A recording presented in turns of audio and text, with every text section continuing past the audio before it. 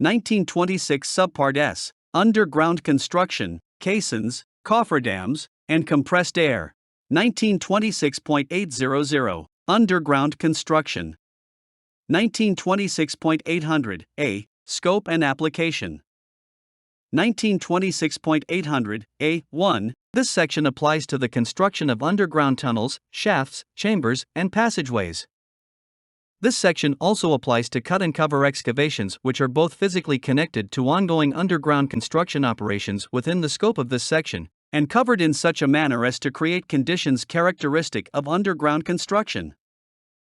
1926.800, A2, this section does not apply to the following: 1926.800, A2I, through 1926.800, A2-2, excavation and trenching operations covered by Subpart P of this part, such as foundation operations for above-ground structures that are not physically connected to underground construction operations, and surface excavation, nor underground electrical transmission and distribution lines, as addressed in Subpart V of this part.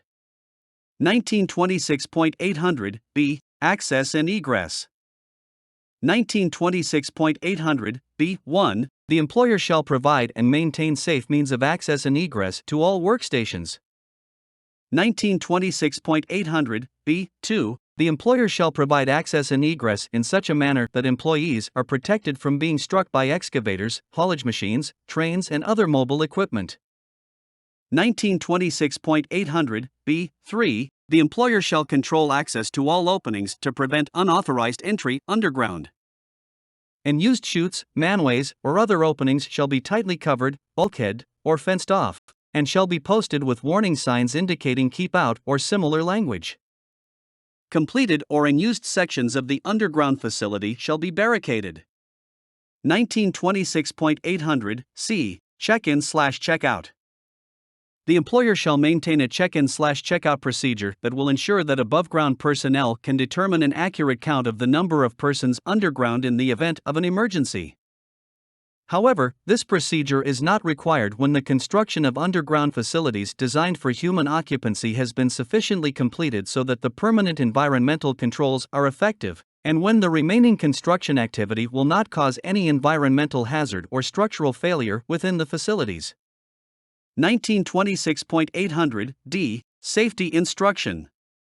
All employees shall be instructed in the recognition and avoidance of hazards associated with underground construction activities, including, where appropriate, the following subjects: 1926.800, D1, through 1926.800, D10, air monitoring, ventilation, illumination, communications, flood control, mechanical equipment, personal protective equipment, explosives, fire prevention and protection, and emergency procedures, including evacuation plans and check-in/check-out systems.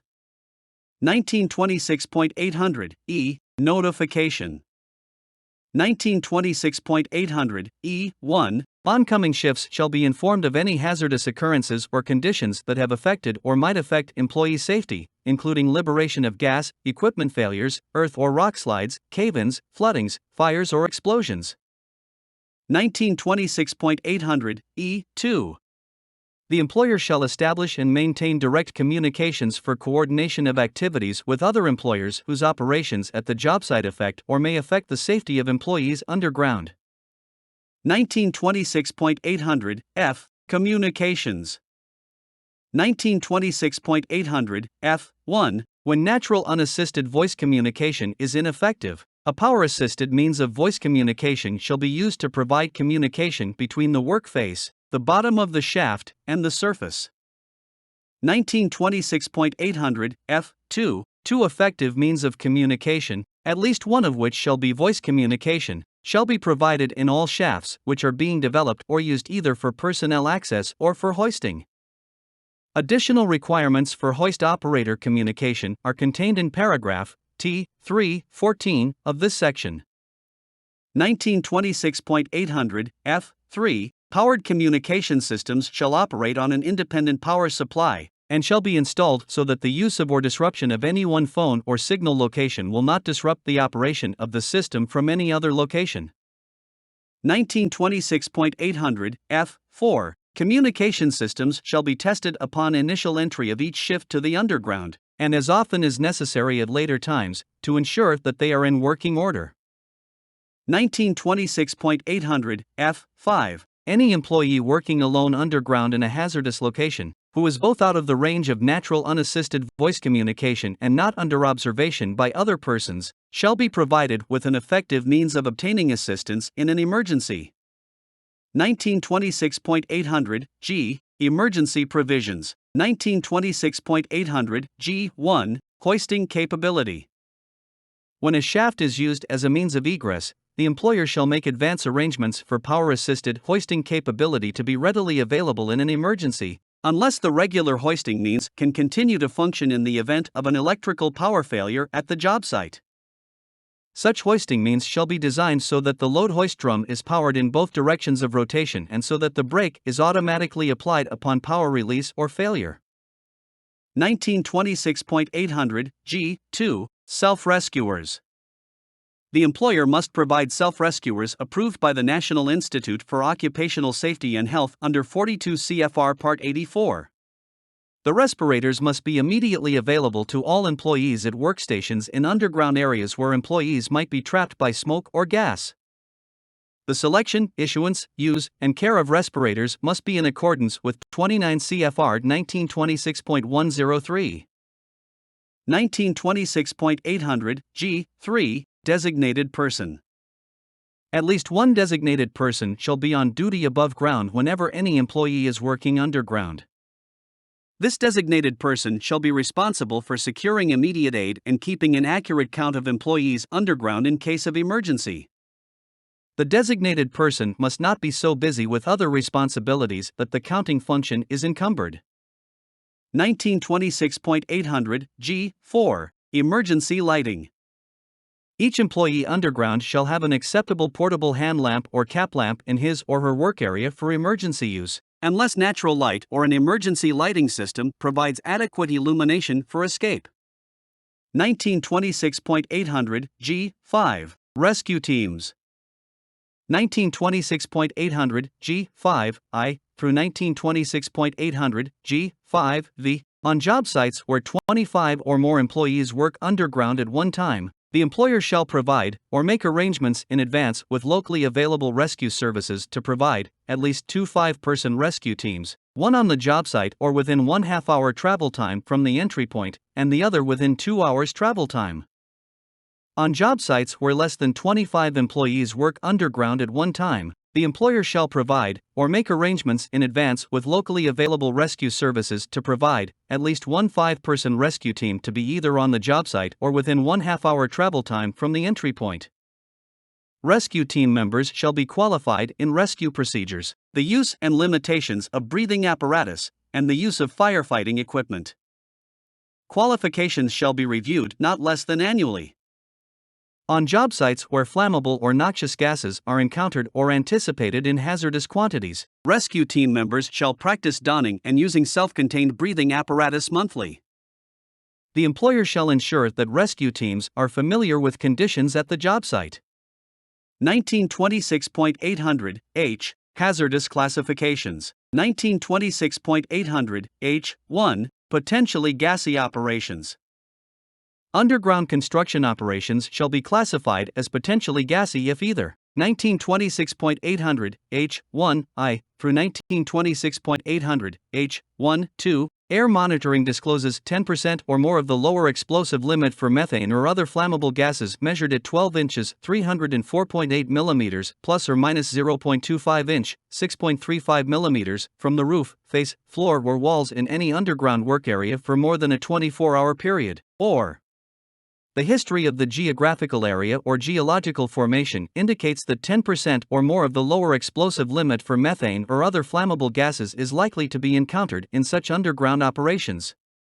1926.800 H3. Declassification to potentially gassy operations. Underground construction gassy operations may be declassified to potentially gassy when air monitoring results remain under 10% of the lower explosive limit for methane or other flammable gases for 3 consecutive days. 1926.800 I. Gassy operations additional requirements. 1926.800 I1 through 1926.800 I5. Only acceptable equipment, maintained in suitable condition, shall be used in gassy operations. Mobile diesel-powered equipment used in gassy operations shall be either approved in accordance with the requirements of 30 CFR Part 36, formerly Schedule 31, by MSHA, or shall be demonstrated by the employer to be fully equivalent to such MSHA-approved equipment, and shall be operated in accordance with that part. Each entrance to a gassy operation shall be prominently posted with signs notifying all entrants of the gassy classification. Smoking shall be prohibited in all gassy operations, and the employer shall be responsible for collecting all personal sources of ignition, such as matches and lighters, from all persons entering a gassy operation. A fire watch as described in Section 1926.352(e) shall be maintained when hot work is performed. 1926.800 I6. Once an operation has met the criteria in paragraph H2, warranting classification as gassy, all operations in the affected area, except the following, shall be discontinued until the operation either is in compliance with all of the gassy operation requirements or has been declassified in accordance with paragraph H3 of this section. 1926.800 I6 I through 1926.800 I6 3. Operations related to the control of the gas concentration, installation of new equipment, or conversion of existing equipment to comply with this paragraph, and installation of above-ground controls for reversing the airflow. 1926.800 J. Air quality and monitoring. 1926.800 J1. General. Air quality limits and control requirements for construction are found in Section 1926.55, except as modified by this section. 1926.800 J1 IA. The employer shall assign a competent person who shall perform all air monitoring required by this section. 1926.800 J1 IB. Where this paragraph requires monitoring of airborne contaminants as often as necessary, the competent person shall make a reasonable determination as to which substances to monitor and how frequently to monitor, considering at least the following factors. 1926.800 J1 IB1 through 1926.800 J1 IB4. Location of job site, proximity to fuel tanks, sewers, gas lines, old landfills, coal deposits, and swamps. Geology, geological studies of the job site, particularly involving the soil type and its permeability. History, presence of air contaminants in nearby job sites, changes in levels of substances monitored on the prior shift, and work practices and job site conditions. The use of diesel engines, use of explosives, use of fuel gas, volume and flow of ventilation, visible atmospheric conditions, decompression of the atmosphere, welding, cutting and hot work, and employees' physical reactions to working underground. 1926.800 J1 2A. The atmosphere in all underground work areas shall be tested as often as necessary to assure that the atmosphere at normal atmospheric pressure contains at least 19.5% oxygen and no more than 22% oxygen. 1926.800 J1 2B. Tests for oxygen content shall be made before tests for air contaminants. 1926.800 J1 3A. The atmosphere in all underground work areas shall be tested quantitatively for carbon monoxide, nitrogen dioxide, hydrogen sulfide, and other toxic gases, dusts, vapors, mists, and fumes as often as necessary to ensure that the permissible exposure limits prescribed in Section 1926.55 are not exceeded. 1926.800 J1 3B. The atmosphere in all underground work areas shall be tested quantitatively for methane and other flammable gases as often as necessary to determine. 1926.800 J1 3B1 through 1926.800 J1 3B2. Whether action is to be taken under paragraphs J1, 7, 8, and 9 of this section, and whether an operation is to be classified potentially gassy or gassy under paragraph H of this section. 1926.800 J1 3C. If diesel engine or gasoline engine driven ventilating fans or compressors are used, an initial test shall be made of the inlet air of the fan or compressor, with the engines operating, to ensure that the air supply is not contaminated by engine exhaust. 1926.800 J1 3D. Testing shall be performed as often as necessary to ensure that the ventilation requirements of paragraph K of this section are met. 1926.800 J1 4. When rapid excavation machines are used, a continuous flammable gas monitor shall be operated at the face with the sensors placed as high and close to the front of the machine's cutter head as practicable. 1926.800 J1 the A. Thursday 1926.800 J1 the D. Whenever air monitoring indicates the presence of 5 ppm or more of hydrogen sulfide, a test shall be conducted in the affected underground work areas, at least at the beginning and midpoint of each shift, until the concentration of hydrogen sulfide has been less than 5 ppm for 3 consecutive days. Whenever hydrogen sulfide is detected in an amount exceeding 10 ppm, a continuous sampling and indicating hydrogen sulfide monitor shall be used to monitor the affected work area. Employees shall be informed when a concentration of 10 ppm hydrogen sulfide is exceeded. The continuous sampling and indicating hydrogen sulfide monitor shall be designed, installed, and maintained to provide a visual and oral alarm when the hydrogen sulfide concentration reaches 20 ppm to signal that additional measures, such as respirator use, increased ventilation, or evacuation, might be necessary to maintain hydrogen sulfide exposure below the permissible exposure limit. 1926.800 J1 6. When the competent person determines, on the basis of air monitoring results or other information, that air contaminants may be present in sufficient quantity to be dangerous to life, the employer shall, 1926.800 J1 6A through 1926.800 J1 6B, prominently post a notice at all entrances to the underground job site to inform all entrants of the hazardous condition, and ensure that the necessary precautions are taken. 1926.800 J1 7. Whenever 5% or more of the lower explosive limit for methane or other flammable gases is detected in any underground work areas or in the air return, steps shall be taken to increase ventilation air volume or otherwise control the gas concentration, unless the employer is operating in accordance with the potentially gassy or gassy operation requirements. Such additional ventilation controls may be discontinued when gas concentrations are reduced below 5% of the lower explosive limit, but shall be reinstituted whenever the 5% level is exceeded. 1926.800 J1 8. Whenever 10% or more of the lower explosive limit for methane or other flammable gases is detected in the vicinity of welding, cutting, or other hot work, such work shall be suspended until the concentration of such flammable gas is reduced to less than 10% of the lower explosive limit.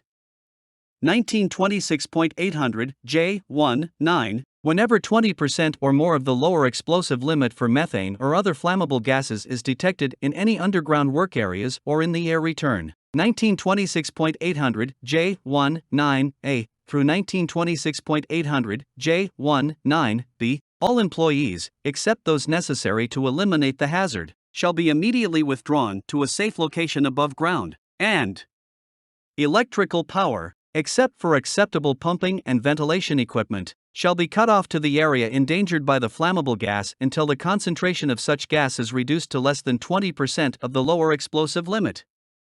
1926.800 J2. Additional monitoring for potentially gassy and gassy operations. Operations which meet the criteria for potentially gassy and gassy operations set forth in paragraph H of this section shall be subject to the additional monitoring requirements of this paragraph. 1926.800 J2I through 1926.800 J2 the a test for oxygen content shall be conducted in the affected underground work areas and work areas immediately adjacent to such areas at least at the beginning and midpoint of each shift. When using rapid excavation machines, continuous automatic flammable gas monitoring equipment shall be used to monitor the air at the heading, on the rib, and in the return air duct. The continuous monitor shall signal the heading and shut down electric power in the affected underground work area, except for acceptable pumping and ventilation equipment, when 20% or more of the lower explosive limit for methane or other flammable gases is encountered. A manual flammable gas monitor shall be used as needed, but at least at the beginning and midpoint of each shift, to ensure that the limits prescribed in paragraphs H and J are not exceeded. In addition, a manual electrical shutdown control shall be provided near the heading. Local gas tests shall be made prior to and continuously during any welding, cutting, or other hot work. In underground operations driven by drill and blast methods, the air in the affected area shall be tested for flammable gas prior to re-entry after blasting, and continuously when employees are working underground. 1926.800 J3 Record keeping. A record of all air quality tests shall be maintained above ground at the worksite and be made available to the Secretary of Labor upon request. The record shall include the location, date, time, substance, and amount monitored. Records of exposures to toxic substances shall be retained in accordance with Section 1910.33 of this chapter. All other air quality test records shall be retained until completion of the project. 1926.800 K. Ventilation. 1926.800 K1I through 1926.800 K1-2 Fresh air shall be supplied to all underground work areas in sufficient quantities to prevent dangerous or harmful accumulation of dusts, fumes, mists, vapors, or gases. Mechanical ventilation shall be provided in all underground work areas except when the employer can demonstrate that natural ventilation provides the necessary air quality through sufficient air volume and airflow.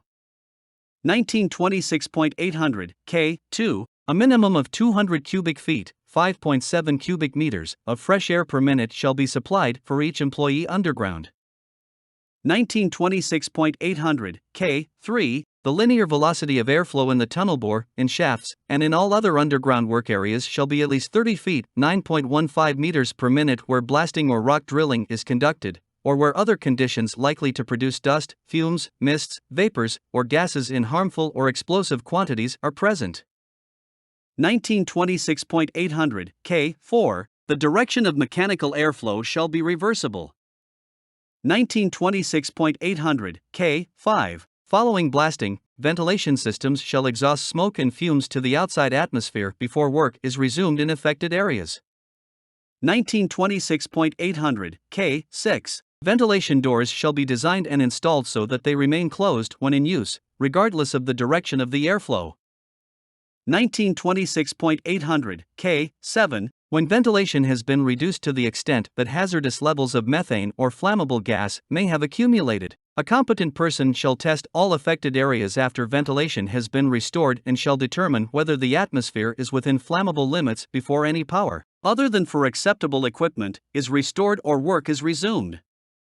1926.800 K8 Whenever the ventilation system has been shut down with all employees out of the underground area, only competent persons authorized to test for air contaminants shall be allowed underground until the ventilation has been restored and all affected areas have been tested for air contaminants and declared safe. 1926.800 K9 When drilling rock or concrete, appropriate dust control measures shall be taken to maintain dust levels within limits set in Section 1926.55. Such measures may include, but are not limited to, wet drilling, the use of vacuum collectors, and water mix spray systems. 1926.800 K10 I Internal combustion engines, except diesel-powered engines on mobile equipment, are prohibited underground. 1926.800 K10 2 Mobile diesel-powered equipment used underground in atmospheres other than gassy operations. 1926.800 K10 2A shall comply with MSHA provisions in 30 CFR 57.5067, or 1926.800 K10 2B, if purchased on or before July 15, 2019, may alternatively comply with MSHA provisions under 30 CFR Part 32, revised as of July 1, 1996, formerly Schedule 24, or be demonstrated by the employer to be fully equivalent to such MSHA-approved equipment, and be operated in accordance with that part.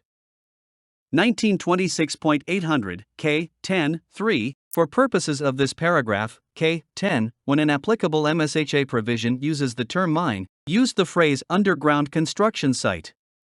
Each brake horsepower of a diesel engine requires at least 100 cubic feet, 2.832 cubic meters, of air per minute for suitable operation in addition to the air requirements for personnel. Some engines may require a greater amount of air to ensure that the allowable levels of carbon monoxide, nitric oxide, and nitrogen dioxide are not exceeded. 1926.800 K11 Potentially gassy or gassy operations shall have ventilation systems installed which shall 1926.800 K11 I through 1926.800 K11 2 be constructed of fire-resistant materials and have acceptable electrical systems, including fan motors. 1926.800 K12 Gassy operations shall be provided with controls located above ground for reversing the airflow of ventilation systems. 1926.800 K13 In potentially gassy or gassy operations, wherever mine-type ventilation systems using an offset main fan installed on the surface are used, they shall be equipped with explosion doors or a weak wall having an area at least equivalent to the cross-sectional area of the airway. 1926.800 L Illumination. 1926.800 L1 Illumination requirements applicable to underground construction operations are found in Table D3 of Section 1926.56 of this part. 1926.800 L2 Only acceptable portable lighting equipment shall be used within 50 feet 15.24 meters of any underground heading during explosives handling.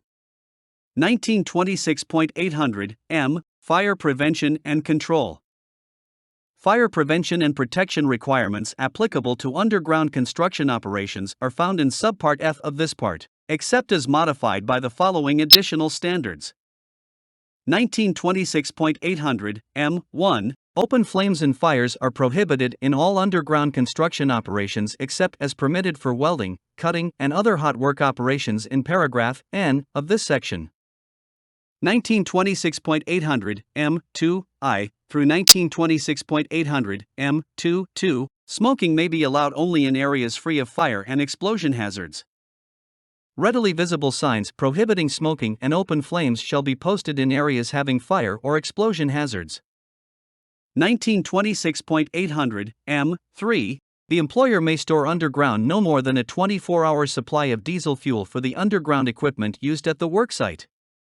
1926.800 M4 The piping of diesel fuel from the surface to an underground location is permitted only if 1926.800 M4 I through 1926.800 M4 diesel fuel is contained at the surface in a tank whose maximum capacity is no more than the amount of fuel required to supply for a 24-hour period the equipment serviced by the underground fueling station, and the surface tank is connected to the underground fueling station by an acceptable pipe or hose system that is controlled at the surface by a valve, and at the shaft bottom by a hose nozzle, and the pipe is empty at all times except when transferring diesel fuel from the surface tank to a piece of equipment in use underground, and hoisting operations in the shaft are suspended during refueling operations if the supply piping in the shaft is not protected from damage.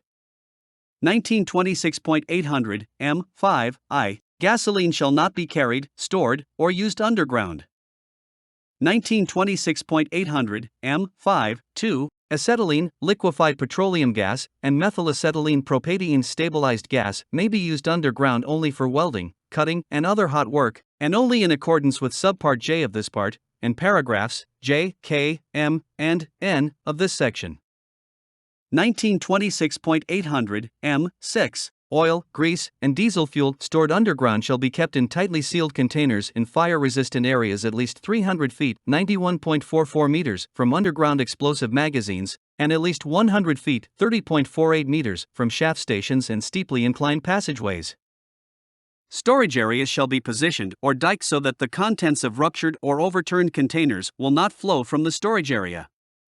1926.800 M7 Flammable or combustible materials shall not be stored above ground within 100 feet (30.48 meters) of any access opening to any underground operation. Where this is not feasible because of space limitations at the job site, such materials may be located within the 100-foot limit, provided that 1926.800 M7 I through 1926.800 M7 2 they are located as far as practicable from the opening, and Either a fire-resistant barrier of not less than 1 hour rating is placed between the stored material and the opening, or additional precautions are taken which will protect the materials from ignition sources. 1926.800 M8 Fire-resistant hydraulic fluids shall be used in hydraulically actuated underground machinery and equipment unless such equipment is protected by a fire suppression system or by multi-purpose fire extinguishers rated at of sufficient capacity for the type and size of hydraulic equipment involved, but rated at least 4A of 40 BCE. 1926.800 M9 1926.800 M9 I Electrical installations in underground areas where oil, grease, or diesel fuel are stored shall be used only for lighting fixtures. 1926.800 M9-2 Lighting fixtures in storage areas, or within 25 feet 7.62 meters of underground areas where oil, grease, or diesel fuel are stored, shall be approved for Class 1, Division 2 locations, in accordance with Subpart K of this part. 1926.800 M10 Leaks and spills of flammable or combustible fluids shall be cleaned up immediately. 1926.800 M11 A fire extinguisher of at least 4A of 40 BC rating or other equivalent extinguishing means shall be provided at the head pulley and at the tail pulley of underground belt conveyors. 1926.800 M12 Any structure located underground or within 100 feet 30.48 meters of an opening to the underground shall be constructed of material having a fire resistance rating of at least 1 hour. 1926.800 N Welding, cutting, and other hot work. In addition to the requirements of Subpart J of this part, the following requirements shall apply to underground welding, cutting, and other hot work. 1926.800 N1 No more than the amount of fuel gas and oxygen cylinders necessary to perform welding, cutting, or other hot work during the next 24-hour period shall be permitted underground. 1926.800 N2 Non-combustible barriers shall be installed below welding, cutting, or other hot work being done in or over a shaft or raise. 1926.800 O Ground support. 1926.800 O1 Portal areas. Portal openings and access areas shall be guarded by shoring, fencing, head walls, shotcreting or other equivalent protection to ensure safe access of employees and equipment. Adjacent areas shall be scaled or otherwise secured to prevent loose soil, rock, or fractured materials from endangering the portal and access area. 1926.800 O2 Subsidence areas. The employer shall ensure ground stability in hazardous subsidence areas by shoring, by filling in, or by erecting barricades and posting warning signs to prevent entry. 1926.800 O3 Underground areas. 1926.800 O3 IA A competent person shall inspect the roof, face, and walls of the work area at the start of each shift and as often as necessary to determine ground stability. 1926.800 O3 IB Competent persons conducting such inspection shall be protected from loose ground by location, ground support, or equivalent means. 1926.800 O3 2 Ground conditions along haulageways and travelways shall be inspected as frequently as necessary to ensure safe passage. 1926.800 O3 3 Loose ground that might be hazardous to employees shall be taken down, scaled or supported. 1926.800 O3 4A Torque wrenches shall be used wherever bolts that depend on torsionally applied force are used for ground support. 1926.800 O3 4B A competent person shall determine whether rock bolts meet the necessary torque, and shall determine the testing frequency in light of the bolt system, ground conditions, and the distance from vibration sources. 1926.800 O3V Suitable protection shall be provided for employees exposed to the hazard of loose ground while installing ground support systems. 1926.800 O3-6 Support sets shall be installed so that the bottoms have sufficient anchorage to prevent ground pressures from dislodging the support base of the sets. Lateral bracing, collar bracing, tie rods, or spreaders shall be provided between immediately adjacent sets to ensure added stability. 1926.800 037, damaged or dislodged ground supports that create a hazardous condition shall be promptly repaired or replaced. When replacing supports, the new supports shall be installed before the damaged supports are removed. 1926.800.038, a shield or other type of support shall be used to maintain a safe travelway for employees working in dead-end areas ahead of any support replacement operation. 1926.800.04, shafts. 1926.800.04I, shafts and wells over 5 feet (1.53 meters) in depth that employees must enter shall be supported by a steel casing, concrete pipe, timber, solid rock, or other suitable material.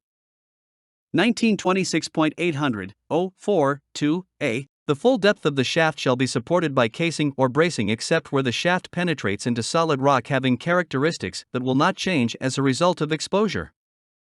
Where the shaft passes through earth into solid rock, or through solid rock into earth, and where there is potential for shear, the casing or bracing shall extend at least 5 feet (1.53 meters) into the solid rock.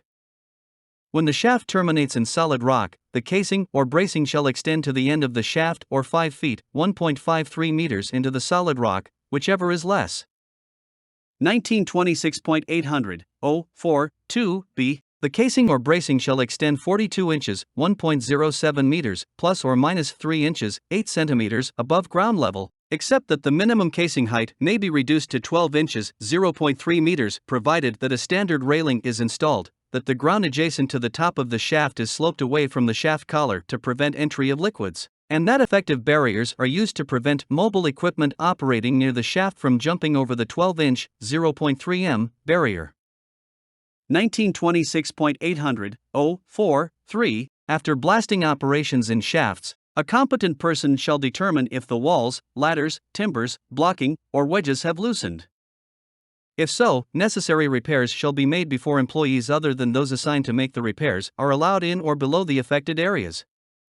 1926.800.p. Blasting. This paragraph applies in addition to the requirements for blasting and explosives operations, including handling of misfires, which are found in Subpart U of this part. 1926.800.p.1, blasting wires shall be kept clear of electrical lines, pipes, rails, and other conductive material, excluding earth, to prevent explosives initiation or employee exposure to electric current. 1926.800.p.2, following blasting, an employee shall not enter a work area until the air quality meets the requirements of paragraph J of this section. 1926.800.q. Drilling. 1926.800.q.1, a competent person shall inspect all drilling and associated equipment prior to each use. Equipment defects affecting safety shall be corrected before the equipment is used. 1926.800.q.2, the drilling area shall be inspected for hazards before the drilling operation is started. 1926.800.q.3, employees shall not be allowed on a drill mast while the drill bit is in operation or the drill machine is being moved.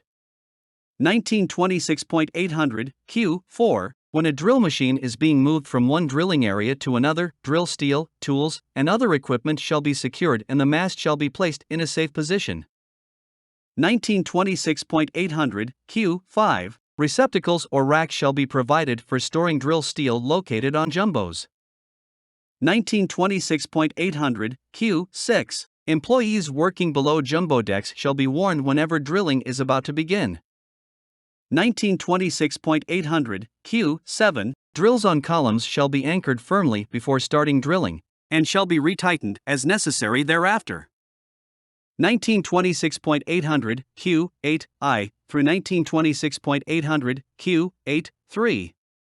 The employer shall provide mechanical means on the top deck of a jumbo for lifting unwieldy or heavy material. When jumbo decks are over 10 feet (3.05 meters) in height, the employer shall install stairs wide enough for 2 persons. Jumbo decks more than 10 feet (3.05 meters) in height shall be equipped with guardrails on all open sides, excluding access openings of platforms, unless an adjacent surface provides equivalent fall protection. 1926.800.q.8.4a, Only employees assisting the operator shall be allowed to ride on jumbos, unless the jumbo meets the requirements of paragraph R6(2) of this section. 1926.800 Q8(4)(b). Jumbos shall be chalked to prevent movement while employees are working on them. 1926.800 Q8(v)(a). Walking and working surfaces of jumbos shall be maintained to prevent the hazards of slipping, tripping, and falling. 1926.800 Q8(v)(b). Jumbo decks and stair treads shall be designed to be slip-resistant and secured to prevent accidental displacement. 1926.800 Q9. Scaling bars shall be available at scaling operations and shall be maintained in good condition at all times. Blunted or severely worn bars shall not be used. 1926.800 Q10I. Blasting holes shall not be drilled through blasted rock, muck, or water. 1926.800 Q10(2). Employees in a shaft shall be protected either by location or by suitable barriers if powered mechanical loading equipment is used to remove muck containing unfired explosives. 1926.800 Q11. A caution sign reading buried line, or similar wording shall be posted where air lines are buried or otherwise hidden by water or debris. 1926.800 R1I. A competent person shall inspect haulage equipment before each shift. 1926.800 R1(2). Equipment defects affecting safety and health shall be corrected before the equipment is used. 1926.800 R2. Powered mobile haulage equipment shall have suitable means of stopping. 1926.800 R3I. Power mobile haulage equipment, including trains, shall have audible warning devices to warn employees to stay clear. The operator shall sound the warning device before moving the equipment and whenever necessary during travel. 1926.800 R3(2). The operator shall assure that lights which are visible to employees at both ends of any mobile equipment, including a train, are turned on whenever the equipment is operating. 1926.800 R4. In those cabs where glazing is used, the glass shall be safety glass or its equivalent, and shall be maintained and clean so that vision is not obstructed. 1926.800 R5. Anti-roll back devices or brakes shall be installed on inclined conveyor drive units to prevent conveyors from inadvertently running in reverse. 1926.800 R6IA through 1926.800 R6IC. Employees shall not be permitted to ride a power-driven chain, belt, or bucket conveyor unless the conveyor is specifically designed for the transportation of persons. Endless belt-type manlifts are prohibited in underground construction. General requirements also applicable to underground construction for use of conveyors in construction are found in section 1926.555 of this part. 1926.800 R6(2). No employee shall ride haulage equipment unless it is equipped with seating for each passenger and protects passengers from being struck, crushed, or caught between other equipment or surfaces. Members of train crews may ride on a locomotive if it is equipped with handholds and non-slip steps or footboards. Requirements applicable to underground construction for motor vehicle transportation of employees are found in section 1926.601 of this part. 1926.800 R7. Powered mobile haulage equipment, including trains, shall not be left unattended unless the master switch or motor is turned off, operating controls are in neutral or park position, and the brakes are set, or equivalent precautions are taken to prevent rolling. 1926.800 R8. Whenever rails serve as a return for a trolley circuit, both rails shall be bonded at every joint and cross-bonded every 200 feet, 60.96 meters. 1926.800 R9. When dumping cars by hand, the car dumps shall have tie-down chains, bumper blocks, or other locking or holding devices to prevent the cars from overturning. 1926.800 R10. Rocker bottom or bottom dump cars shall be equipped with positive locking devices to prevent unintended dumping. 1926.800 R11. Equipment to be hauled shall be loaded and secured to prevent sliding or dislodgement. 1926.800 R12 I through 1926.800 R12 3. Mobile equipment, including rail-mounted equipment, shall be stopped for manual connecting or service work. Employees shall not reach between moving cars during coupling operations. Coupling shall not be aligned, shifted, or cleaned on moving cars or locomotives. 1926.800, R13I, through 1926.800, R13.3, safety chains or other connections shall be used in addition to couplers to connect mancars or powder cars whenever the locomotive is uphill of the cars. When the grade exceeds 1% and there is a potential for runaway cars, safety chains or other connections shall be used in addition to couplers to connect haulage cars, or, as an alternative, the locomotive must be downhill of the train. Such safety chains or other connections shall be capable of maintaining connection between cars in the event of either coupler disconnect, failure, or breakage. 1926.800, R14, parked rail equipment shall be chocked, blocked, or have brakes set to prevent inadvertent movement.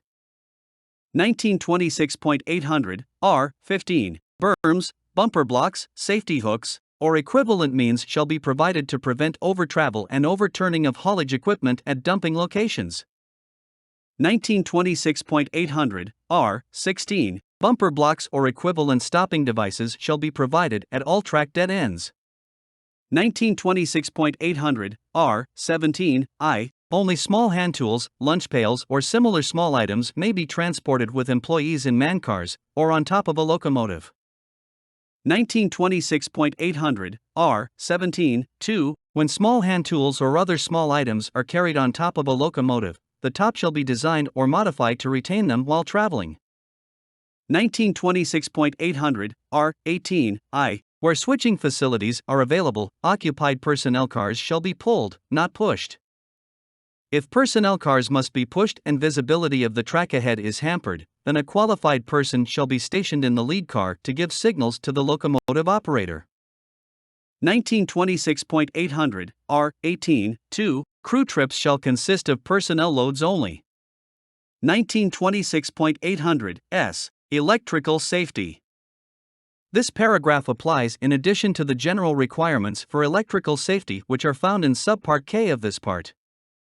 1926.800, S1, electric power lines shall be insulated or located away from water lines, telephone lines, air lines, or other conductive materials so that a damaged circuit will not energize the other systems. 1926.800, S2, lighting circuits shall be located so that movement of personnel or equipment will not damage the circuits or disrupt service. 1926.800, S3, oil-filled transformers shall not be used underground unless they are located in a fire-resistant enclosure suitably vented to the outside and surrounded by a dike to retain the contents of the transformers in the event of rupture. 1926.800, T, hoisting unique to underground construction.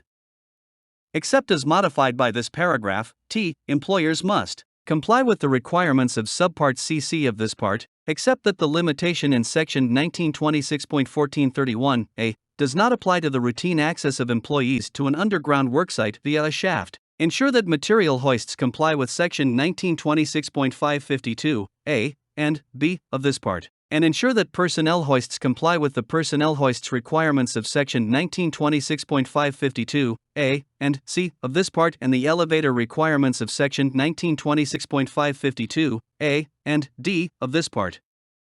1926.800, T1, General Requirements for Cranes and Hoists. 1926.800, T1I, Materials, tools, and supplies being raised or lowered, whether within a cage or otherwise, shall be secured or stacked in a manner to prevent the load from shifting, snagging, or falling into the shaft. 1926.800, T1, 2, a warning light suitably located to warn employees at the shaft bottom and subsurface shaft entrances shall flash whenever a load is above the shaft bottom or subsurface entrances, or the load is being moved in the shaft. This paragraph does not apply to fully enclosed hoistways.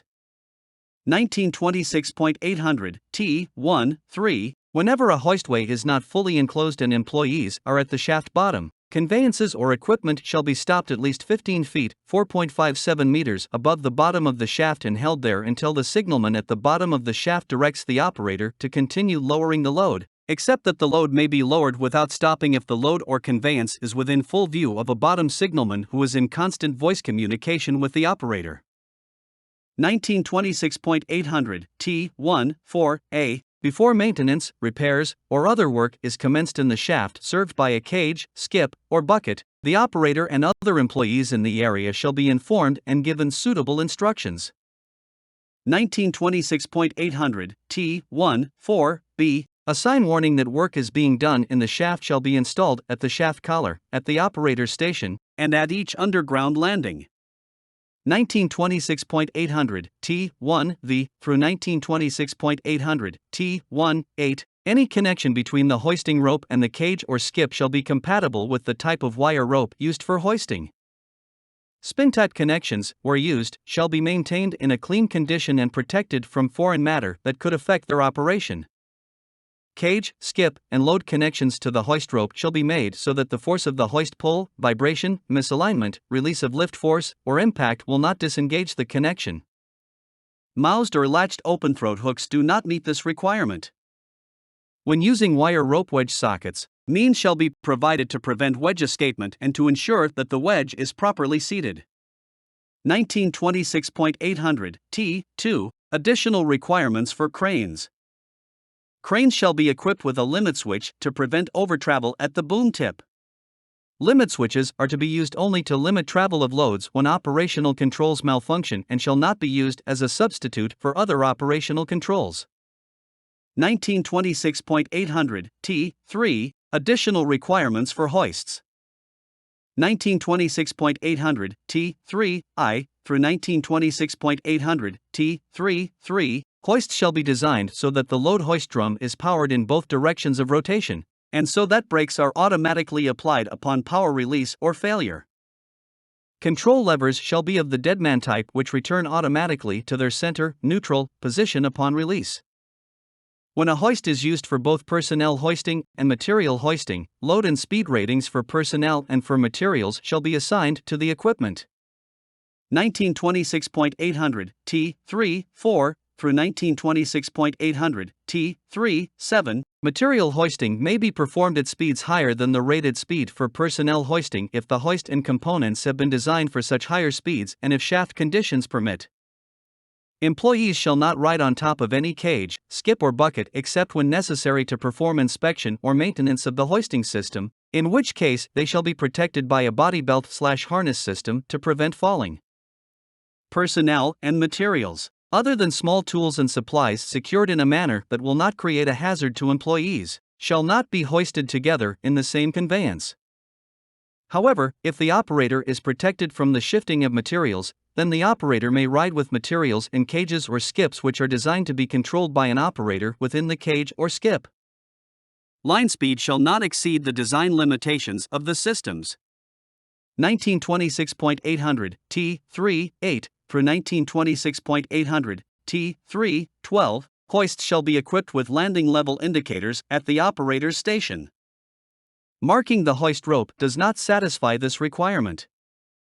Whenever glazing is used in the hoist house, it shall be safety glass or its equivalent and be free of distortions and obstructions. A fire extinguisher that is rated at least 2A 10 BC, multi-purpose, dry chemical, shall be mounted in each hoist house. Hoist controls shall be arranged so that the operator can perform all operating cycle functions and reach the emergency power cutoff without having to reach beyond the operator's normal operating position. Hoists shall be equipped with limit switches to prevent overtravel at the top and bottom of the hoistway. 1926.800 T3-13 through 1926.800 T3-16. Limit switches are to be used only to limit travel of loads when operational controls malfunction and shall not be used as a substitute for other operational controls. Hoist operators shall be provided with a closed-circuit voice communication system to each landing station, with speaker microphones so located that the operator can communicate with individual landing stations during hoist use. When sinking shafts 75 feet, 22.86 meters or less in depth, cages, skips, and buckets that may swing, bump, or snag against shaft sides or other structural protrusions shall be guided by fenders, rails, ropes, or a combination of those means. When sinking shafts more than 75 feet (22.86 meters) in depth, all cages, skips, and buckets shall be rope or rail guided to within a rail length from the sinking operation. 1926.800 T3 17 through 1926.800 T3 XX cages, skips, and buckets in all completed shafts, or in all shafts being used as completed shafts, shall be rope or rail guided for the full length of their travel.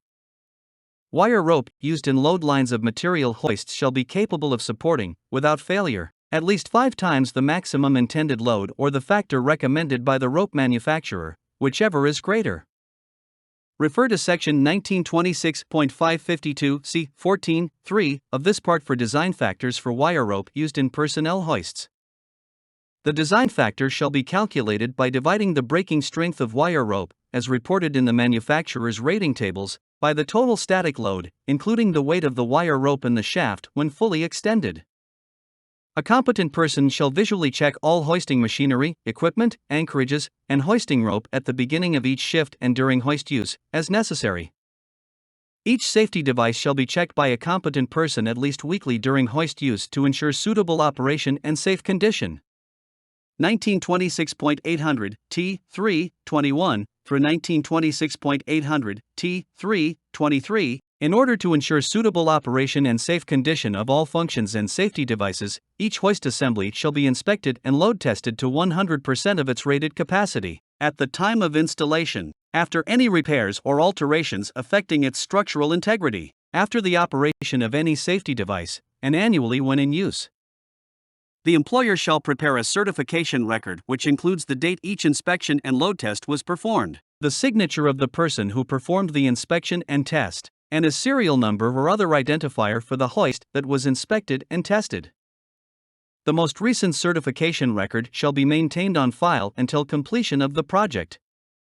Before hoisting personnel or material, the operator shall perform a test run of any cage or skip whenever it has been out of service for one complete shift, and whenever the assembly or components have been repaired or adjusted. Unsafe conditions shall be corrected before using the equipment. 1926.800 T4 Additional requirements for personnel hoists.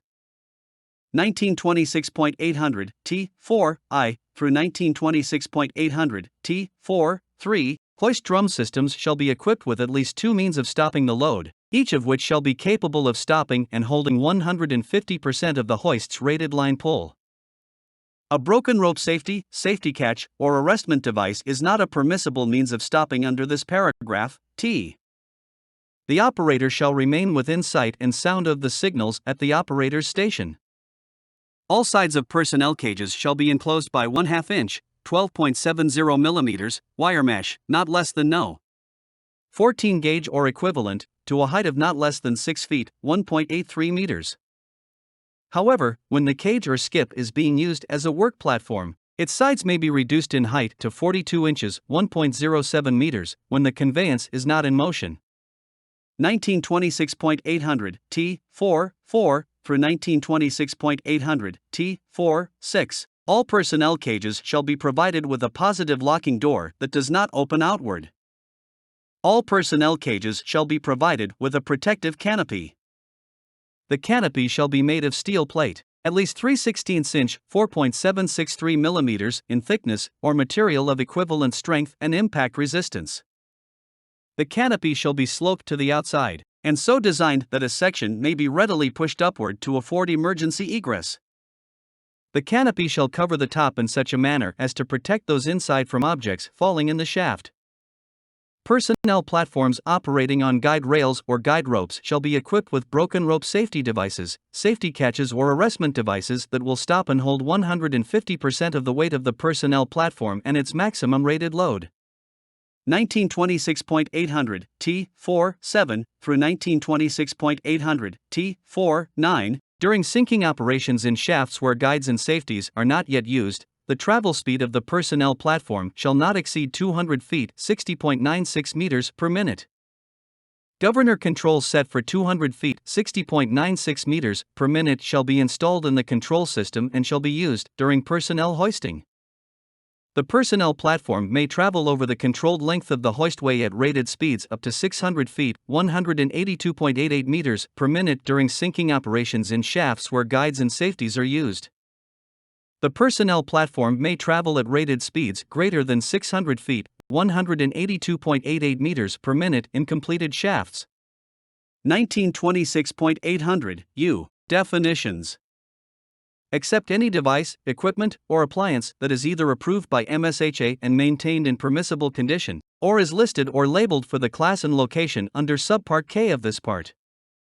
Rapid excavation machine, tunnel boring machines, shields, road headers, or any other similar excavation machine. 1926.801 Caissons. 1926.801 A. Wherever, in caisson work in which compressed air is used, and the working chamber is less than 11 feet in length, and when such caissons are at any time suspended or hung while work is in progress so that the bottom of the excavation is more than 9 feet below the deck of the working chamber, a shield shall be erected therein for the protection of the employees. 1926.801 B. Shafts shall be subjected to a hydrostatic or air pressure test, at which pressure they shall be tight.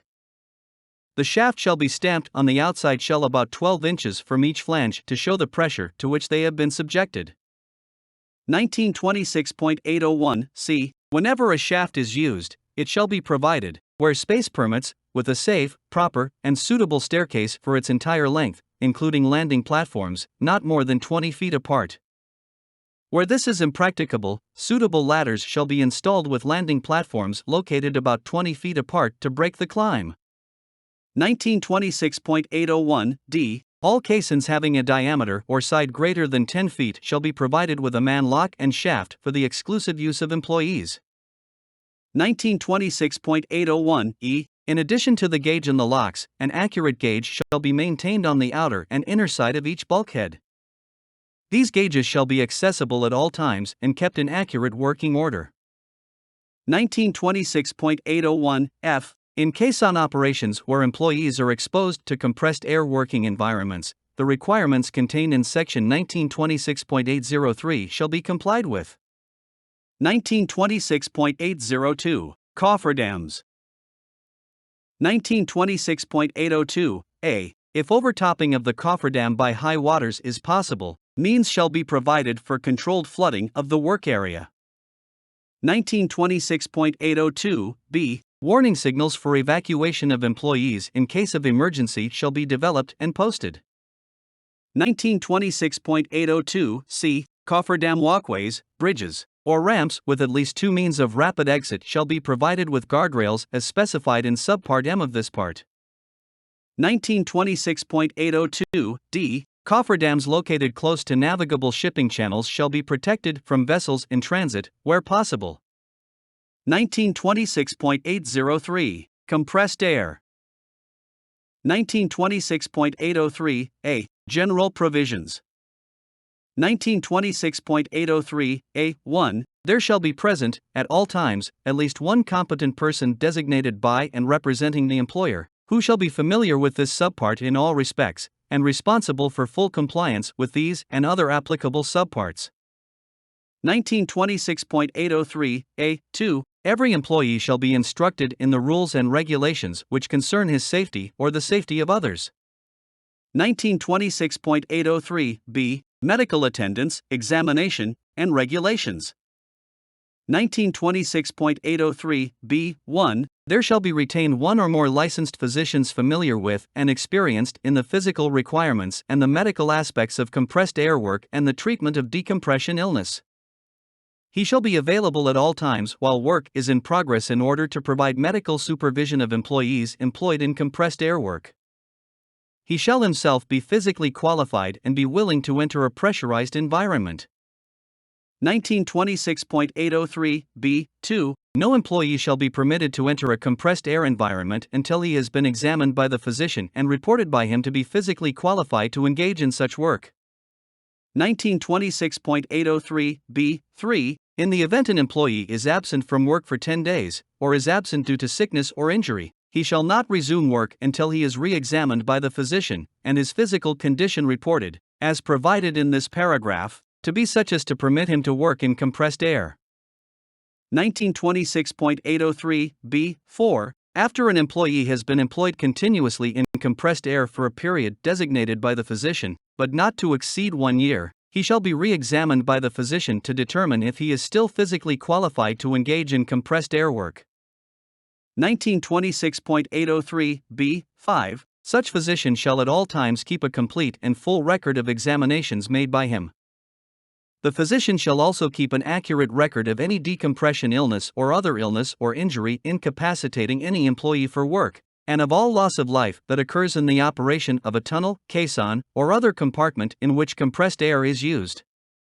1926.803(b)(6). Records shall be available for the inspection of the Secretary or his representatives, and a copy thereof shall be forwarded to OSHA within 48 hours following the occurrence of the accident, death, injury, or decompression illness. It shall state as fully as possible the cause of said death or decompression illness, and the place where the injured or sick employee was taken, and such other relative information as may be required by the Secretary. 1926.803(b)(7). A fully equipped first aid station shall be provided at each tunnel project regardless of the number of persons employed. An ambulance or transportation suitable for a litter case shall be at each project. 1926.803(b)(8). Where tunnels are being excavated from portals more than 5 road miles apart, a first aid station and transportation facilities shall be provided at each portal. 1926.803(b)(9). A medical lock shall be established and maintained in immediate working order whenever air pressure in the working chamber is increased above the normal atmosphere. 1926.803(b)(10). The medical lock shall 1926.803(b)(10)(I) through 1926.803(b)(10)(16) have at least 6 feet of clear headroom at the center, and be subdivided into not less than 2 compartments. Be readily accessible to employees working under compressed air. Be kept ready for immediate use for at least 5 hours subsequent to the emergence of any employee from the working chamber. Be properly heated, lighted, and ventilated. Be maintained in a sanitary condition. Have a non-shatterable port through which the occupants may be kept under constant observation. Be designed for a working pressure of 75 psi. Be equipped with internal controls which may be overridden by external controls. Be provided with air pressure gauges to show the air pressure within each compartment to observers inside and outside the medical lock. Be equipped with a manual type sprinkler system that can be activated inside the lock or by the outside lock tender. Be provided with oxygen lines and fittings leading into external tanks. The lines shall be fitted with check valves to prevent reverse flow. The oxygen system inside the chamber shall be of a closed-circuit design and be so designed as to automatically shut off the oxygen supply whenever the fire system is activated. Be in constant charge of an attendant under the direct control of the retained physician. The attendant shall be trained in the use of the lock and suitably instructed regarding steps to be taken in the treatment of employee exhibiting symptoms compatible with a diagnosis of decompression illness. Be adjacent to an adequate emergency medical facility. The medical facility shall be equipped with demand-type oxygen inhalation equipment approved by the U.S. Bureau of Mines. Be capable of being maintained at a temperature, in use, not to exceed 90 degrees F, nor be less than 70 degrees F, and be provided with sources of air, free of oil and carbon monoxide, for normal and emergency use, which are capable of raising the air pressure in the lock from 0 to 75 psi in 5 minutes. 1926.803(b)(11). Identification badges shall be furnished to all employees, indicating that the wearer is a compressed air worker. A permanent record shall be kept of all identification badges issued. The badge shall give the employee's name, address of the medical lock, the telephone number of the licensed physician for the compressed air project, and contain instructions that in case of emergency of unknown or doubtful cause or illness, the wearer shall be rushed to the medical lock. The badge shall be worn at all times off the job, as well as on the job. 1926.803(c). Telephone and signal communication. 1926.803(c)(1) through 1926.803(c)(1)(8). Effective and reliable means of communication, such as bells, whistles, or telephones, shall be maintained at all times between all the following locations: the working chamber face, the interior of the man lock attendant's station, the compressor plant, the first aid station, the emergency lock if one is required, and the special decompression chamber if one is required. 1926.803 D. Signs and records.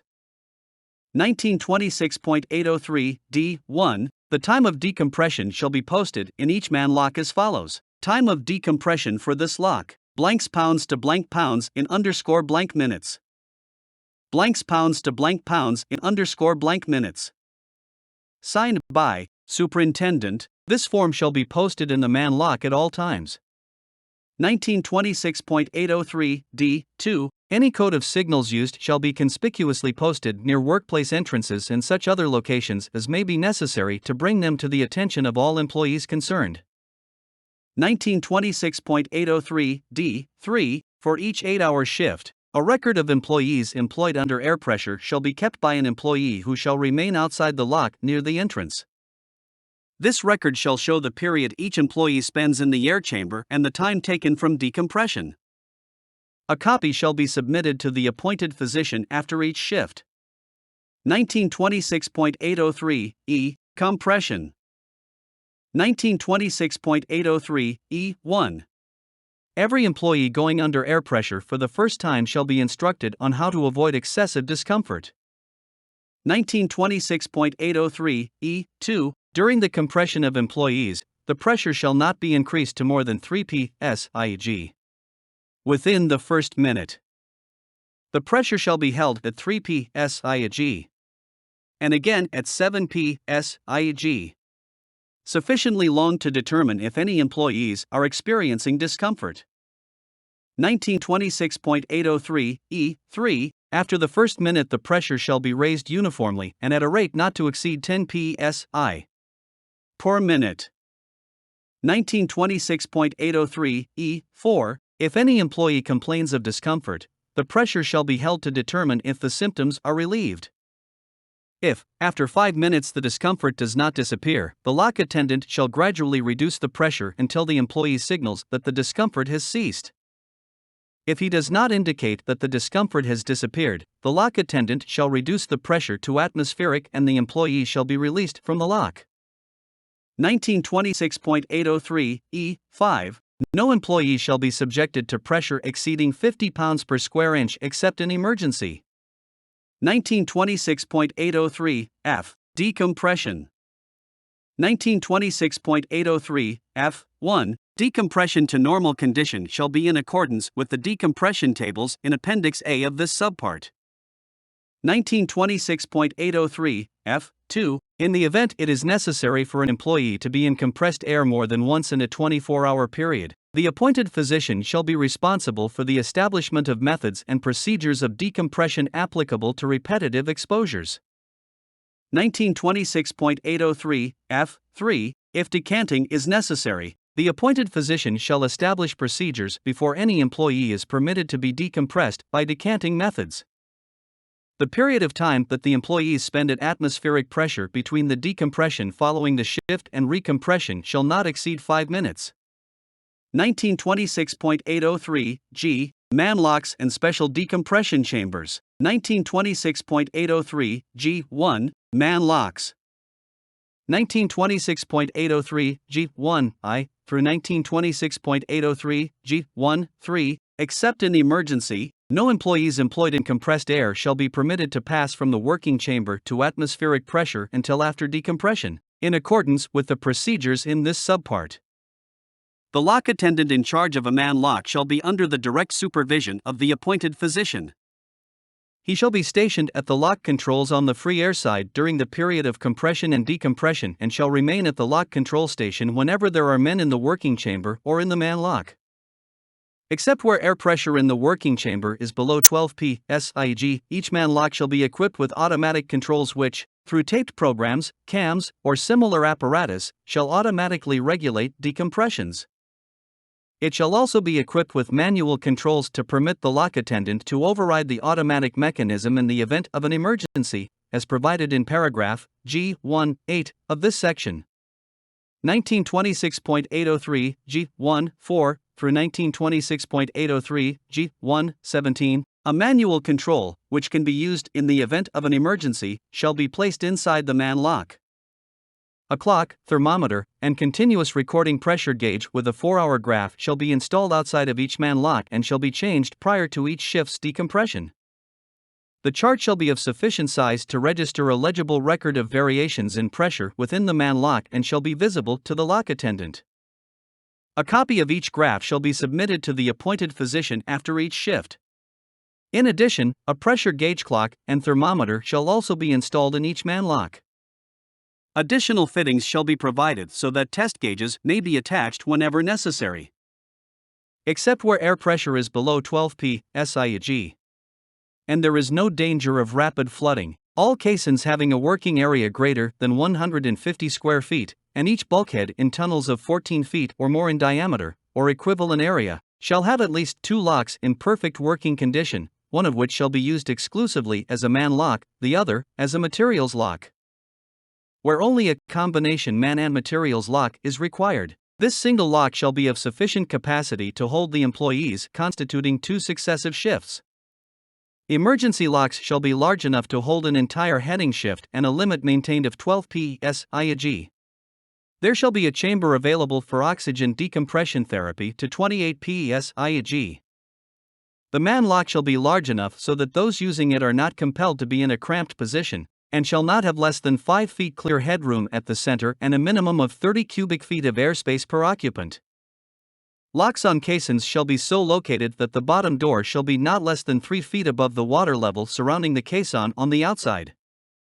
The water level, where it is affected by tides, is construed to mean high tide. In addition to the pressure gauge in the locks, an accurate pressure gauge shall be maintained on the outer and inner side of each bulkhead. These gauges shall be accessible at all times and shall be kept in accurate working order. Man lock shall have an observation port at least 4 inches in diameter located in such a position that all occupants of the man lock may be observed from the working chamber and from the free air side of the lock. Adequate ventilation in the lock shall be provided. Man locks shall be maintained at a minimum temperature of 70 degrees Fahrenheit. When locks are not in use and employees are in the working chamber, locked doors shall be kept open to the working chamber, where practicable. Provision shall be made to allow for rescue parties to enter the tunnel if the working force is disabled. A special decompression chamber of sufficient size to accommodate the entire force of employees being decompressed at the end of a shift shall be provided whenever the regularly established working period requires a total time of decompression exceeding 75 minutes. 1926.803, G2, Special Decompression Chamber. 1926.803, G2I, through 1926.803, G2-7, the headroom in the special decompression chamber shall be not less than a minimum 7 feet and the cubicle content shall provide at least 50 cubic feet of airspace for each employee. For each occupant, there shall be provided 4 square feet of free walking area and 3 square feet of seating space, exclusive of area required for lavatory and toilet facilities. The rated capacity shall be based on the stated minimum space per employee and shall be posted at the chamber entrance. The posted capacity shall not be exceeded, except in case of emergency. Each special decompression chamber shall be equipped with the following: a clock or clocks suitably placed so that the attendant and the chamber occupants can readily ascertain the time, pressure gauges which will indicate to the attendants and to the chamber occupants the pressure in the chamber. Valves to enable the attendant to control the supply and discharge of compressed air into and from the chamber. Valves and pipes in connection with the air supply and exhaust, arranged so that the chamber pressure can be controlled from within and without. Effective means of oral intercommunication between the attendant, occupants of the chamber, and the air compressor plant. And an observation port at the entrance to permit observation of the chamber occupants. Seating facilities in special decompression chambers shall be so arranged as to permit a normal sitting posture without cramping. Seating space, not less than 18 inches by 24 inches wide, shall be provided per occupant. Adequate toilet and washing facilities, in a screened or enclosed recess, shall be provided. Toilet bowls shall have a built-in protector on the rim so that an airspace is created when the seat lid is closed. Fresh and pure drinking water shall be available. This may be accomplished by either piping water into the special decompression chamber and providing drinking fountains, or by providing individual canteens, or by some other sanitary means. Community drinking vessels are prohibited. No refuse or discarded material of any kind shall be permitted to accumulate, and the chamber shall be kept clean. Unless the special decompression chamber is serving as the man-lock to atmospheric pressure, the special decompression chamber shall be situated, where practicable, adjacent to the man-lock on the atmospheric pressure side of the bulkhead. A passageway shall be provided, connecting the special chamber with the man-lock, to permit employees in the process of decompression to move from the man-lock to the special chamber without a reduction in the ambient pressure from that designated for the next stage of decompression. The passageway shall be so arranged as to not interfere with the normal operation of the man-lock, nor with the release of the occupants of the special chamber to atmospheric pressure upon the completion of the decompression procedure. 1926.803 H. Compressor plant and air supply. 1926.803 H. 1. At all times there shall be a thoroughly experienced, competent, and reliable person on duty at the air control valves as a gauge tender who shall regulate the pressure in the working areas. During tunneling operations, one gauge tender may regulate the pressure in not more than 2 headings, provided that the gauge and controls are all in one location. In caisson work, there shall be a gauge tender for each caisson. 1926.803 H. 2. The low air compressor plant shall be of sufficient capacity to not only permit the work to be done safely, but shall also provide a margin to meet emergencies and repairs. 1926.803 H. 3. Low air compressor units shall have at least 2 independent and separate sources of power supply, and each shall be capable of operating the entire low air plant and its accessory systems. 1926.803 H. 4. The capacity, arrangement, and number of compressors shall be sufficient to maintain the necessary pressure without overloading the equipment and to assure maintenance of such pressure in the working chamber during periods of breakdown, repair, or emergency. 1926.803 H. 5. Switching from one independent source of power supply to the other shall be done periodically to ensure the workability of the apparatus in an emergency. 1926.803 H. 6. Duplicate low-pressure air feed lines and regulating valves shall be provided between the source of air supply and a point beyond the locks, with one of the lines extending to within 100 feet of the working face. 1926.803 H. 7. All high and low-pressure air supply lines shall be equipped with check valves. 1926.803 H. 8. Low-pressure air shall be regulated automatically.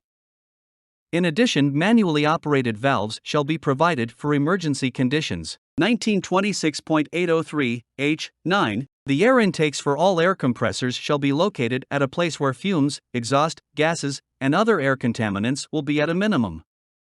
1926.803 H. 10. Gauges indicating the pressure in the working chamber shall be installed in the compressor building, the lock attendant station, and at the employer's field office. 1926.803 I. Ventilation and air quality. 1926.803 I. 1. Exhaust valves and exhaust pipes shall be provided and operated so that the working chamber shall be well ventilated, and there shall be no pockets of dead air.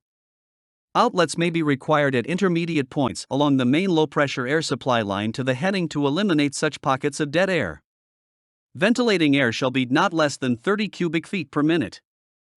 1926.803 I. 2. The air in the workplace shall be analyzed by the employer not less than once each shift, and records of such tests shall be kept on file at the place where the work is in progress.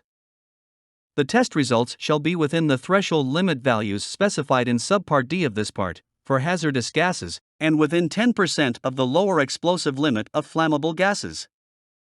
If these limits are not met, immediate action to correct the situation shall be taken by the employer.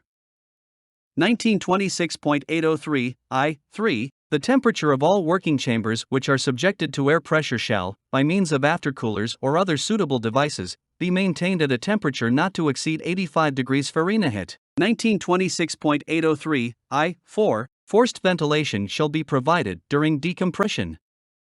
During the entire decompression period, forced ventilation through chemical or mechanical air purifying devices that will ensure a source of fresh air shall be provided. 1926.803 I-5. Whenever heat-producing machines, moles, shields, are used in compressed air tunnel operations, a positive means of removing the heat buildup at the heading shall be provided. 1926.803 J. Electricity. 1926.803 J1. All lighting in compressed air chambers shall be by electricity exclusively, and two independent electric lighting systems with independent sources of supply shall be used. The emergency source shall be arranged to become automatically operative in the event of failure of the regularly used source. 1926.803 J2. The minimum intensity of light on any walkway, ladder, stairway, or working level shall be not less than 10-foot candles, and in all workplaces the lighting shall at all times be such as to enable employees to see clearly.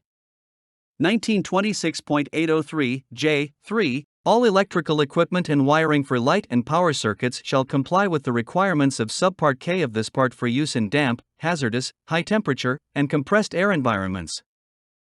1926.803 J4. External parts of lighting fixtures and all other electrical equipment, when within 8 feet of the floor, shall be constructed of non-combustible, non-absorbative, insulating materials, except that metal may be used if it is effectively grounded.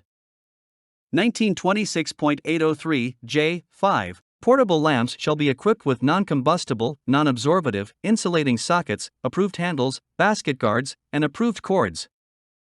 1926.803 J6. The use of worn or defective portable and pendant conductors is prohibited. 1926.803 K. Sanitation.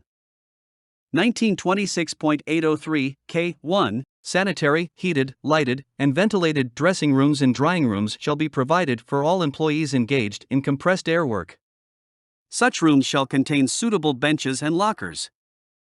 Bathing accommodations, showers at the ratio of 1 to 10 employees per shift, equipped with running hot and cold water, and suitable and adequate toilet accommodations, shall be provided. 1 toilet for each 15 employees, or fractional part thereof, shall be provided. 1926.803 K2. When the toilet bowl is shut by a cover, there should be an airspace so that the bowl or bucket does not implode when pressure is increased. 1926.803 K3. All parts of caissons and other working compartments shall be kept in a sanitary condition. 1926.803 L. Fire prevention and protection. 1926.803 L1. Firefighting equipment shall be available at all times and shall be maintained in working condition. 1926.803 L2. While welding or flame cutting is being done in compressed air, a fire watch with a fire hose or approved extinguisher shall stand by until such operation is completed. 1926.803 L3. Shafts and caissons containing flammable material of any kind, either above or below ground, shall be provided with a water line and a fire hose connected thereto, so arranged that all points of the shaft or caisson are within reach of the hose stream. 1926.803 L4. Fire hose shall be at least 1/2 inches in nominal diameter. The water pressure shall at all times be adequate for efficient operation of the type of nozzle used, and the water supply shall be such as to ensure an uninterrupted flow. Fire hose, when not in use, shall be located or guarded to prevent injury thereto. 1926.803 L5. The powerhouse, compressor house, and all buildings housing ventilating equipment shall be provided with at least one hose connection in the water line, with a fire hose connected thereto. A fire hose shall be maintained within reach of structures of wood over or near shafts. 1926.803 L6. Tunnels shall be provided with a 2-inch minimum diameter water line extending into the working chamber and to within 100 feet of the working face. Such line shall have hose outlets with 100 feet of fire hose attached and maintained as follows: 1 at the working face, 1 immediately inside of the bulkhead of the working chamber, and 1 immediately outside such bulkhead. In addition, hose outlets shall be provided at 200-foot intervals throughout the length of the tunnel, and 100 feet of fire hose shall be attached to the outlet nearest to any location where flammable material is being kept or stored or where any flame is being used. 1926.803 L7. In addition to fire hose protection required by this subpart, on every floor of every building not under compressed air, but used in connection with the compressed air work, there shall be provided at least one approved fire extinguisher of the proper type for the hazard involved. At least 2 approved fire extinguishers shall be provided in the working chamber as follows: 1 at the working face and 1 immediately inside the bulkhead, pressure side. Extinguishers in the working chamber shall use water as the primary extinguishing agent and shall not use any extinguishing agent which could be harmful to the employees in the working chamber. The fire extinguisher shall be protected from damage. 1926.803 L. 8. Highly combustible materials shall not be used or stored in the working chamber. Wood, paper, and similar combustible material shall not be used in the working chamber in quantities which could cause a fire hazard. The compressor building shall be constructed of non-combustible material. 1926.803 L. 9. Man lock shall be equipped with a manual type fire extinguisher system that can be activated inside the man lock and also by the outside lock attendant. In addition, a fire hose and portable fire extinguisher shall be provided inside and outside the man lock. The portable fire extinguisher shall be the dry chemical type. 1926.803 L. 10. Equipment, fixtures, and furniture in man locks and special decompression chambers shall be constructed of non-combustible materials. Bedding, etc., shall be chemically treated so as to be fire resistant. 1926.803 L. 11. Head frames shall be constructed of structural steel or open framework fireproof timber. Head houses and other temporary surface buildings or structures within 100 feet of the shaft, caisson, or tunnel opening shall be built of fire-resistant materials. 1926.803 L. 12. No oil, gasoline, or other combustible material shall be stored within 100 feet of any shaft, caisson, or tunnel opening, except that oils may be stored in suitable tanks in isolated fireproof buildings, provided such buildings are not less than 50 feet from any shaft, caisson, or tunnel opening, or any building directly connected thereto. 1926.803 L. 13. Positive means shall be taken to prevent leaking flammable liquids from flowing into the areas specifically mentioned in the preceding paragraph. 1926.803 L. 14. All explosives used in connection with compressed air work shall be selected, stored, transported, and used as specified in Subpart U of this part. 1926.803 M. Bulkheads and safety screens. 1926.803 M. 1. Intermediate bulkheads with locks or intermediate safety screens or both are required where there is the danger of rapid flooding. 1926.803 M. 2. In tunnels 16 feet or more in diameter, hanging walkways shall be provided from the face to the man lock as high in the tunnel as practicable, with at least 6 feet of headroom. Walkways shall be constructed of non-combustible material. Standard railings shall be securely installed throughout the length of all walkways on open sides in accordance with Subpart M of this part. Where walkways are ramped under safety screens, the walkway surface shall be skid-proofed by cleats or by equivalent means. 1926.803 M. 3. Bulkheads used to contain compressed air shall be tested, where practicable, to prove their ability to resist the highest air pressure which may be expected to be used. 1926.804. Definitions applicable to this standard. 1926.804 A. Bulkhead. An airtight structure separating the working chamber from free air or from another chamber under a lesser pressure than the working pressure. 1926.804 B. Caisson. A wood, steel, concrete or reinforced concrete, air and watertight chamber in which it is possible for men to work under air pressure greater than atmospheric pressure to excavate material below water level. 1926.804 C. Decanting. A method used for decompressing under emergency circumstances. In this procedure, the employees are brought to atmospheric pressure with a very high gas tension in the tissues and then immediately recompressed in a second and separate chamber or lock. 1926.804 D. Emergency locks. A lock designed to hold and permit the quick passage of an entire shift of employees. 1926.804 E. High air. Air pressure used to supply power to pneumatic tools and devices. 1926.804 F. Low air supply to pressurize working chambers and locks.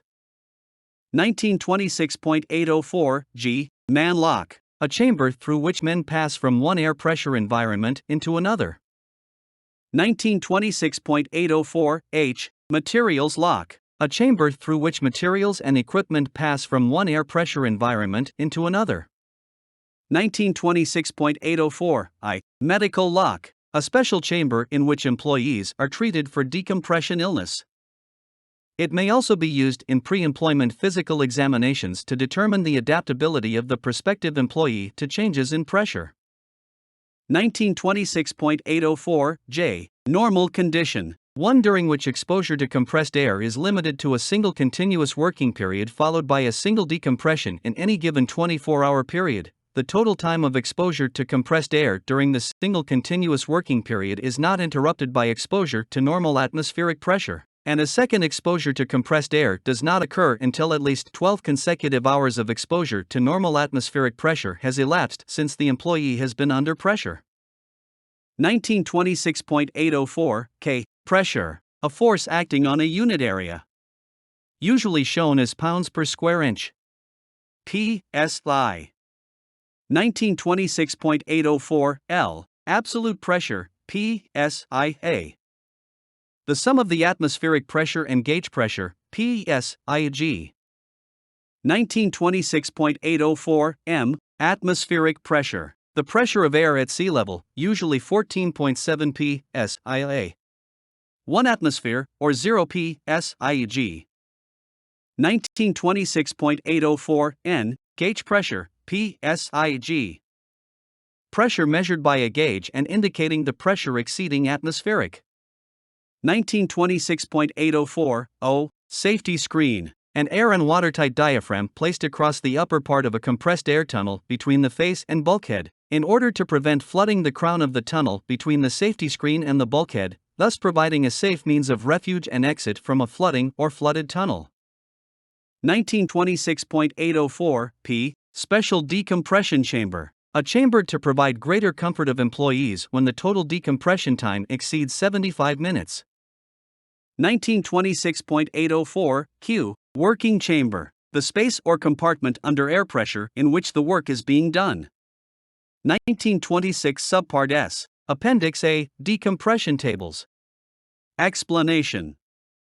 The decompression tables are computed for working chamber pressures from 0 to 14 pounds, and from 14 to 50 pounds per square inch gauge inclusive by 2-pound increments, and for exposure times for each pressure extending from 1/2 to over 8 hours inclusive. Decompressions will be conducted by 2 or more stages with a maximum of 4 stages, the latter for a working chamber pressure of 40 pounds per square inch gauge or over. Stage 1 consists of a reduction in ambient pressure ranging from 10 to a maximum of 16 pounds per square inch, but in no instance will the pressure be reduced below 4 pounds at the end of Stage 1. This reduction in pressure in Stage 1 will always take place at a rate not greater than 5 pounds per minute. Further reduction in pressure will take place during Stage 2 and subsequent stages as required at a slower rate, but in no event at a rate greater than 1 pound per minute. Decompression table number 1 indicates in the body of the table the total decompression time in minutes for various combinations of working chamber pressure and exposure time. Decompression table No. 2 indicates for the same various combinations of working chamber pressure and exposure time the following: A. The number of stages required. B. The reduction in pressure and the terminal pressure for each required stage. C. The time in minutes through which the reduction in pressure is accomplished for each required stage. D. The pressure reduction rate in minutes per pound for each required stage. Important note, the pressure reduction in each stage is accomplished at a uniform rate. Do not interpolate between values shown on the tables. Use the next higher value of working chamber pressure or exposure time should the actual working chamber pressure or the actual exposure time, respectively, fall between those for which calculated values are shown in the body of the tables.